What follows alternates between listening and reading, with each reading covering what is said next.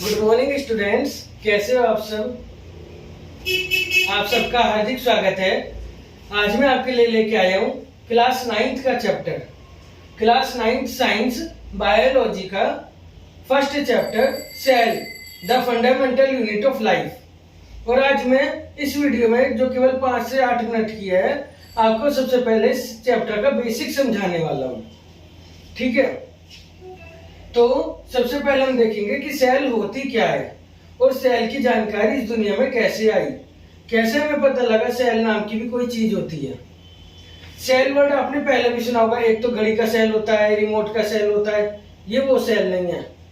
ठीक है, ये सेल है बायोलॉजी का सेल। जैसे हमारा घर कहाँ से मिलकर बना हुआ है, ईंटों से मिलकर बना हुआ है। इस दुनिया में जो मैटर है वो किससे मिलकर बना हुआ है, एटम से मिलकर बना हुआ है। ऐसे जो हमारी पूरी ये बॉडी है, चाहे ह्यूमंस की हो, एनिमल्स की हो, प्लांट्स की हो, या इस दुनिया में किसी भी लिविंग बीइंग की हो, वो एक छोटी सी यूनिट है सेल, उससे मिलकर बनी हुई है। ठीक है, जैसे घर बना हुआ है ईंटों से, ऐसे ही हमारी पूरी बॉडी बनी हुई है सेल से मिलकर। एक के बाद एक सेल, एक के बाद एक सेल जुड़कर ये इतनी बड़ी बॉडी हमारी बनती है। और हमारी बॉडी तो millions of billions of cells से बनी है। और इस दुनिया में ऐसे ऐसे लिविंग बीइंग भी है जो केवल एक ही सेल के होते हैं, जिन्हें हम केवल माइक्रोस्कोप से देख सकते हैं। आंखों से तो उन्हें देख ही नहीं सकते, क्योंकि सेल का साइज इतना छोटा होता है कि हम उसे केवल माइक्रोस्कोप से देख सकते हैं, आंखों से नहीं देख सकते। ठीक है, अगर हम माइक्रोस्कोप में, जैसे हमने मान लिया अपने एक अनियन ली और उस अनियन का छिलका माइक्रोस्कोप के नीचे देखा, या एक पोटैटो लिया, या फिर अपने गाल की अंदर की इनर साइड से चीक की सेल्स निकाली, वो देखी माइक्रोस्कोप में, तब हमें दिखाई देगा कि वो कैसे बना हुआ है। ठीक है, तो अगर हम कुछ देखेंगे तो हमारी जो ह्यूमंस एनिमल सेल्स हैं वो कुछ इस तरह से बनी होती हैं, इस तरह से। अलग अलग शेप की भी हो सकती हैं, बहुत सारी शेप की हो सकती हैं। ये तो एक टिपिकल सेल में बता रहा हूँ, टिपिकल मतलब एक कॉमन सा शेप, नॉर्मल शेप। ठीक है, या फिर प्लांट सेल होती है, वो कुछ इस तरह से बनी होती है, इस तरह से। इनकी शेप कुछ हेक्सागोनल सी दिख सकती है। ठीक है, ये टिपिकल शेप है, कॉमन शेप। बाकी अलग अलग शेप भी हो सकती है सेल की। Okay, different varieties, different shape. जैसे हम देखते हैं ना हमारे आसपास ब्रिक्स, ईंटें होती हैं, अलग अलग शेप की होती हैं। एक होती है चौकोर इस तरह से, एक होती है इस तरह से कुछ लॉक वाली ईंटें जो लॉक हो जाती है एक दूसरे के अंदर, है ना, ब्रिक जिससे घर बनते हैं। ऐसे ही हमारी सेल भी अलग अलग साइज की, अलग अलग शेप की होती है। ठीक है, तो अब सेल के बारे में सबसे पहले पता कैसे लगी, तो एक बार क्या हुआ, रॉबर्ट हुक नाम के एक साहब है, मतलब एक बहुत बड़े साइंटिस्ट हुए हैं रॉबर्ट हुक नाम के, और इन्होंने अपना खुद का माइक्रोस्कोप भी बनाया था। कब? आज से 400 इयर्स पहले, लगभग 1665 में। 400 इयर्स है वो आज से, लगभग 1665 में। ठीक है, इतने होशियार थे कि उन्होंने उस जमाने में, उस समय में ही अपना माइक्रोस्कोप खुद बना लिया। और एक दिन अपना जंगल फॉरेस्ट कहीं घूम रहे थे, तो उन्होंने क्या देखा, एक ओक का पेड़ देखा। बहुत बड़ा होता है ओक का पेड़। ठीक है, और जैसे आपने देखा होगा कभी किसी पेड़ पे तो छाल होती है ना चारों तरफ, जिसे हम बार्क कह देते हैं, बार्क। यहाँ पे बाहर की तरफ बार्क होती है जो थोड़ी ढीली होती है, उतरती रहती है, गिरती रहती है। ठीक है, नई बार्क आती रहती है पेड़ के ऊपर और पुरानी बार्क गिरती रहती है। तो ऐसे उन्होंने घूम रहे थे, तो ओक की ट्री की जो बार्क थी उसे उठाया और उसको माइक्रोस्कोप में जाकर देखा। तो जो ये जब इसे माइक्रोस्कोप में देखते हैं तो इसकी जो आउटर मोस्ट लेयर होती है बार्क की, असल में किसी भी चीज के अंदर सेल्स की बहुत सारी लेयर्स होती है। तो इसकी जो सबसे बाहर की लेयर है उन्होंने देखी, तो उन्होंने क्या देखा, कुछ इस तरह की स्ट्रक्चर उन्हें दिखाई दी, इस तरह की, जैसे मधुमक्खी का छत्ता होता है ना, हनी कॉम्ब, कुछ इस तरह की स्ट्रक्चर उन्हें उसके अंदर दिखाई दी, हेक्सागोनल सी शेप, इस तरह की। ये आपके एनसीईआरटी की बुक में दिखाई भी गई है, बहुत सारी इस तरह से। ठीक है, हेक्सागोनल सी शेप उन्हें उसके अंदर दिखाई दी जब उन्होंने माइक्रोस्कोप में उसे देखा। किसे? ओक की जो बार्क थी उनकी कोर्क सेल्स को। अच्छा, प्लांट में क्या होता है, सारी सेल्स लिविंग नहीं होती। हमारे अंदर तो लगभग सारी सेल्स लिविंग है कुछ, ठीक है, लेकिन प्लांट्स के अंदर बहुत सारी सेल्स डेड होती हैं। तो ये भी डेड सेल्स थी। डेड सेल्स का मतलब क्या होता है, ये भी आगे और गहराई से सीखेंगे। वैसे जनरली बता दूं, सेल्स के अंदर एक फ्लूइड भरा होता है जिसे हम कहते हैं प्रोटोप्लाज्म या साइटोप्लाज्म। अगर सेल के अंदर वो फ्लूइड है तो वो लिविंग है, नहीं है तो वो डेड है। तो इनके अंदर कोई फ्लूइड नहीं भरा हुआ था, कुछ नहीं था, खाली थी अंदर से। तो ये डेड सेल्स थी, ठीक है। तो डेड सेल्स की खोज इन्होंने की थी, रॉबर्ट हुक ने, या सेल की पहली बार खोज की थी रॉबर्ट हुक ने। अच्छा, प्लांट सेल में क्या होता है, अभी आगे पढ़ेंगे। एक स्ट्रक्चर होती है सेल वॉल। ये सेल की सबसे बाहर की बाउंड्री है, जैसे हमारे घर के बाहर बाउंड्री होती है ऐसे, ठीक है।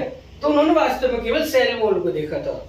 तो इसलिए अगर पूछा जाए सेल वॉल की खोज किसने की, डिस्कवरी, तो भी रॉबर्ट हुक। और पहली बार सेल की खोज किसने की, तो भी रॉबर्ट हुक। डेड सेल की खोज किसने की, तो भी रॉबर्ट हुक।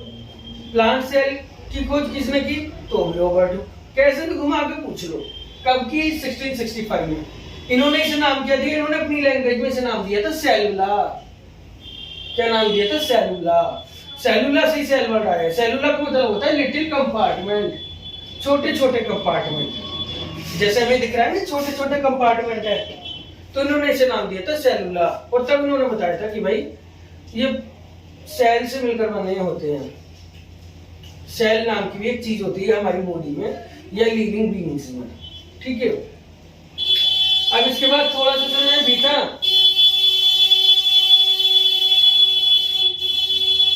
तो एक और महान साइंटिस्ट आए, एबी ल्यूवेनहॉक। कौन आए? AB Leeuwenhoek. इनका पूरा नाम है एंटोनी वॉन ल्यूवेनहॉक। ए से एंटोनी, बी से van Leeuwenhoek. Antonie van Leeuwenhoek. कौन आए? Antonie van Leeuwenhoek. अब इन्होंने तो डेड सेल की खोज की थी, लेकिन एबी ल्यूवेनहॉक ने डिस्कवरी की लिविंग सेल्स की। पहली बार लिविंग सेल जिनके अंदर साइटोप्लाज्म, प्रोटोप्लाज्म सब कुछ था, चलती भी थी, उनके अंदर लाइफ थी, ठीक है।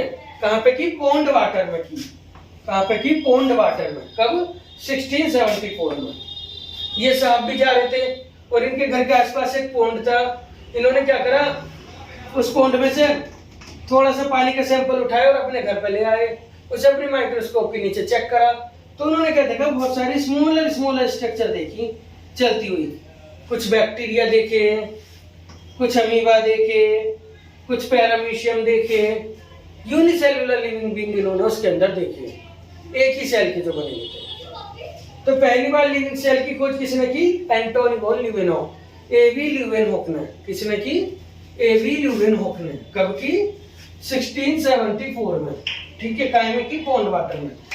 यूनिसेलुलर लिविंग बीइंग जैसे बैक्टीरिया हो गया, अमीबा हो गया, पैरामीशियम हो गया, इन सबको उन्होंने देखा, ठीक है।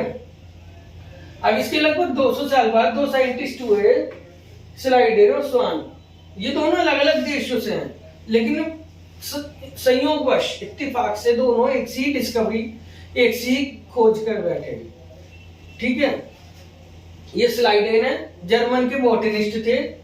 ये अपनी रिसर्च चला रहे थे। तो इन्होंने क्या बताया, plants are composed of different types of cells. 1838 में इन्होंने क्या बताया कि प्लांट्स जो हैं अलग अलग टाइप की सेल्स के मिलकर बने हुए हैं। किन्होंने बताया? स्लाइडेन ने। स्लाइडेन। और उसी समय दूसरे साइंटिस्ट हुए स्वान। ये थे ब्रिटिश जूलॉजिस्ट। जूलॉजिस्ट थे। इन्होंने क्या बताया कि एनिमल्स और प्लांट्स दोनों ही सेल्स से मिलकर बने हुए हैं। Are made of cells and product of cells. और सेल्स की प्रोडक्ट से मिलकर बने हैं, यानी सेल से, और सेल जो नई नई चीजें बना रहा है उससे मिलकर ही हमारी पूरी बॉडी बनी है, प्लांट्स की भी, एनिमल्स की भी। ऐसे इन्होंने 1839 में बताया। अब याद कैसे रखोगे कौन बॉटनिस्ट था, कौन जूलॉजिस्ट, क्योंकि पेपर में पूछा जाता है। तो स्वान कहते हैं एक एनिमल को हंस जैसा होता है। तो एनिमल की स्टडी होती है जूलॉजी, तो इसलिए स्वान हो गए जूलॉजिस्ट और दूसरे स्लाइडेन हो गए बॉटनिस्ट, ठीक है। तो याद रखें, स्वान जूलॉजिस्ट, इन्होंने एनिमल्स और प्लांट्स दोनों के बारे में बताया है, लेकिन क्योंकि दोनों पे सर्च कर रहे थे, और स्लाइडेन ने केवल प्लांट्स के बारे में बताया, 1838 1839। फिर इन दोनों ने अपनी थ्योरी प्रस्तुत की साइंटिस्ट के आगे, जो एक साइंटिस्ट का पूरा वो होता है ऑर्गेनाइजेशन। तो संयोग हुआ दोनों ने एक ही टाइम पे अपनी थ्योरी दी, तो उसे हम कहते हैं cell theory. Cell theory, theory मतलब एक नई बात बताई साइंस की, उसे कह देते हैं थ्योरी। एक नई चीज, एक नई खोज, एक नई डिस्कवरी, एक नया दावा, और उसके पीछे एक वेरिफिकेशन भी हो, एक प्रूफ भी हो, उसे हम थ्योरी कहते हैं जिसका कोई प्रूफ हो। तो स्लाइडेन और स्वान ने एक थ्योरी दी जिसे हम कहते हैं सेल थ्योरी। क्या दी उन्होंने? ऑल लिविंग बीइंग्स, अब की बार प्लांट्स एनिमल्स वाली यूज नहीं किया, ऑल लिविंग बीइंग्स, जिसमें प्लांट्स एनिमल्स और सबको ही आ गए, are made up of cells and product of cells, cells से और सेल के प्रोडक्ट से मिलकर बने हैं। और दूसरा क्या था? Cell is the basic structural and functional unit of life. Cell जो है लाइफ की बेसिक स्ट्रक्चरल फंक्शनल यूनिट है, क्योंकि सेल से बॉडी बनी है, सेल में सारे फंक्शन हो रहे हैं, चाहे रेस्पिरेशन हो, चाहे डाइजेशन हो, चाहे और कोई केमिकल रिएक्शन हो, सब सेल के अंदर हो रही है। तो सेल से ही पूरी बॉडी चल रही है, सेल में होने वाली रिएक्शन से, इसलिए सेल जो बेसिक स्ट्रक्चरल फंक्शनल यूनिट है। क्वेश्चन आता है कि cell basic structural functional unit क्यों है? Because cell perform all chemical reactions and all life processes that are needed for life, जो लाइफ के लिए जरूरी है, चाहे रेस्पिरेशन हो, डाइजेशन हो, सर्कुलेशन हो, एब्जॉर्प्शन हो, ये सब एक्सक्रीशन हो, सेल में परफॉर्म हो रहे हैं। सेल मिलजुल कर इन्हें परफॉर्म कर रही है, या सिंगल सेल भी परफॉर्म कर रही है कई लिविंग बीइंग्स में। इसलिए सेल जो है बेसिक स्ट्रक्चरल फंक्शनल यूनिट है, क्योंकि सेल सारे काम परफॉर्म कर रही है और सेल से मिलकर पूरी बॉडी बनी हुई है। ठीक है, लेकिन फिर ये प्रूफ नहीं कर पाए कि नई सेल बन कैसे रही है, नई सेल कहां से आ रही है। ये तो इन्होंने बता दिया सेल से मिलकर बना है, पर नई सेल कैसे आ रही है प्रूफ नहीं कर पाए। तो आगे एक साइंटिस्ट है रुडोल्फ विर्चो, 1855 में, इन्होंने सेल थ्योरी को थोड़ा सा मॉडिफाई किया और बस एक लाइन जोड़ दी अपनी लैंग्वेज में इनकी, ओमनी सेलुला ई सेलुला, पर इंग्लिश में से कहेंगे all new cells come from pre existing cell, कि सारी नई सेल पुरानी सेल से ही आती है। यानी पुरानी सेल का जब डिवीजन होता है, सेल डिवीजन, अभी आप इस चैप्टर में आगे पढ़ोगे, तो उनसे ही नई सेल बनती है। ये रुडोल्फ विर्चो ने बताया 1855 में। इस तरह से सेल थ्योरी किसने दी? स्लाइडेन और स्वान ने। मॉडिफाई किसने की? रुडोल्फ विर्चो ने। इन्होंने 2 बातें बताई और इन्होंने 3 बातें बताई, तीनों बातें मिलाकर हम सेल थ्योरी कहते हैं कि all living beings are made up of cells and products of cells, cell is the basic structural and functional unit of life, और all new cells come from pre existing cells, जिसे ये दोनों नहीं बता पाए थे, रुडोल्फ विर्चो ने बताया। ठीक है, इस तरह से स्लाइडेन और रुडोल्फ विर्चो ने तो सेल थ्योरी दी, रॉबर्ट हुक ने सेल की पहली बार खोज की और वो भी डेड सेल की, एवी ल्यूवेनोक ने पहली बार लिविंग सेल की खोज की। ठीक है, अब एक बार ये और देख लेते हैं कि cell is the basic structural and functional unit of life. Cell basic structural functional unit क्यों है? क्योंकि एक तो सेल से मिलकर एक पूरी बॉडी बनी हुई है। इस तरह से बहुत सारी सेल्स से, जो सेल्स हैं इनसे मिलकर ही पूरी बॉडी बनी हुई है। और सेल कोई एक तरह की नहीं है, मैनी टाइप्स की सेल है हमारी बॉडी में।